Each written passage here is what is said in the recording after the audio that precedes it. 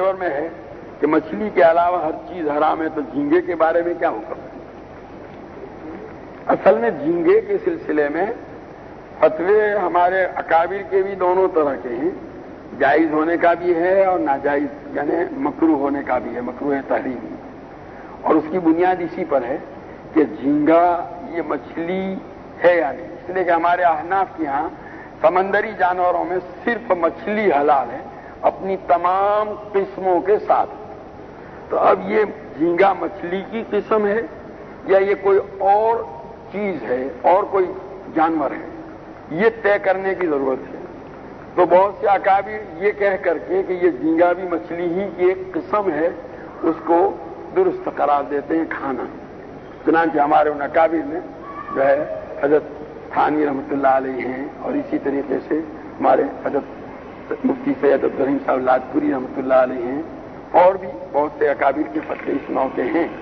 وہاں مفتی عبدالسلام صاحب کا فتویٰ بھی وہاں بنوری ٹاؤن کا، اور بھی دوسرے اکابر کے، مفتی بسم اللہ صاحب رحمۃ اللہ علیہ کا فتویٰ، اور بعض حضرات جو ہیں اس کو مچھلی کی قسم نہیں مانتے بلکہ ایک الگ مخلوق۔ آج اس زمانے میں جبکہ سائنس نے اور تحقیقات نے بڑی ترقیات کی ہیں، جو ہے حیوانیات سے تعلق رکھنے والی سائنس ہے، اس کی تحقیق یہی ہے کہ یہ مچھلی کی قسم نہیں ہے۔ انہوں نے سمندری جانوروں کو دو حصوں میں تقسیم کیا ہے، ایک تو ریڑھ کی ہڈی والے جانور فقرا والے، اور دوسرے ریڑھ کی ہڈی نہ رکھنے والے۔ تو مچھلی جو ہے وہ ریڑھ کی ہڈی رکھنے والے جانوروں میں ہے، جبکہ جھینگا اس میں شامل نہیں ہے۔ بہرحال وہ حضرات یہ کہتے ہیں کہ یہ مچھلی کی قسم میں سے نہیں ہے، اس لیے اس کو کھانا درست نہیں۔ حضرت مولانا خلیل احمد صاحب سہارنپوری رحمۃ اللہ علیہ کا فتویٰ یہی، مظاہر کے علماء کا فتویٰ یہی ہے کہ وہ اس کو درست قرار نہیں دیتے۔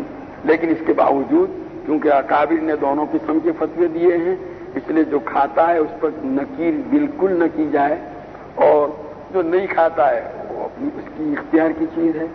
میں اس سلسلے میں ایک لطیفہ سناتا ہوں۔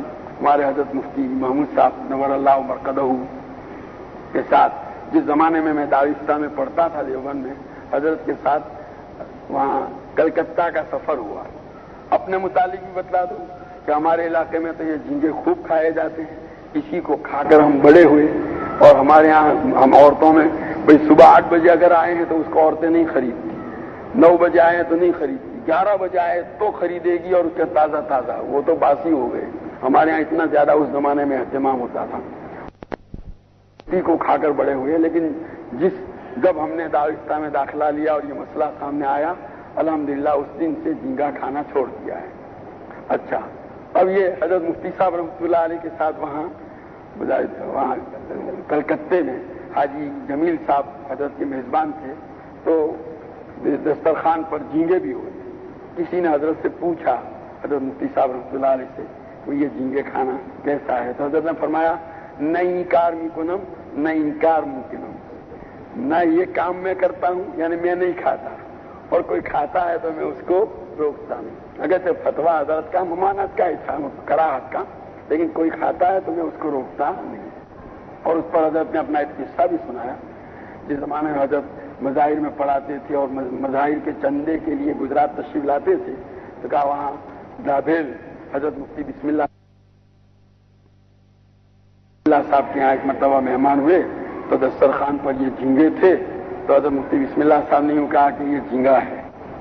تو حضرت نے کہا کہ بھائی حضرت خلیل احمد صاحب رحمۃ اللہ علیہ نے اس کو منع لکھا ہے، تو اس پر حضرت فرماتے ہیں کہ مفتی بسم اللہ صاحب نے کہا حضرت تھانوی رحمۃ اللہ علیہ نے اس کی اجازت دی ہے، تو حضرت مفتی صاحب فرماتے ہیں میں نے کہا حضرت تھانوی رحمۃ اللہ علیہ نے کانگریس کی شرکت کو بھی منع لکھا ہے، کیونکہ حضرت مفتی بسم اللہ صاحب کانگریس سے جمعیتی ہونے کے ناطے، یہ بزرگوں کی نوک جھونک ہے اس طرح کی۔ بہرحال کوئی کھاتا ہو، آپ احتیاط تو اسی میں ہے کہ اس سے بچا جائے، لیکن کوئی کھاتا ہے تو آپ اس سے یہ نہ کریں۔